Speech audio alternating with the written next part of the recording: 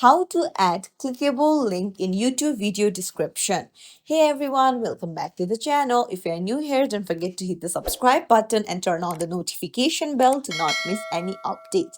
So today I'm going to show you how you can add a clickable link in your YouTube video description. So let's dive right in. First things first, go to the link that you want to add to your YouTube video. So go ahead and tap on it and copy the link and then go to your YouTube.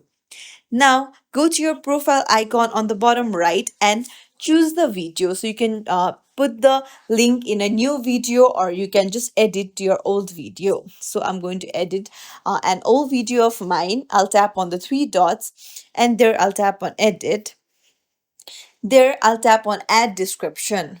So I can just go ahead and paste the link.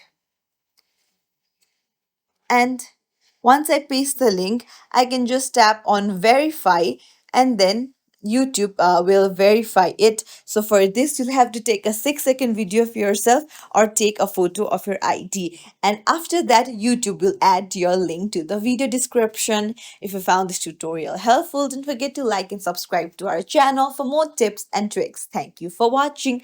See you in the next video, everyone.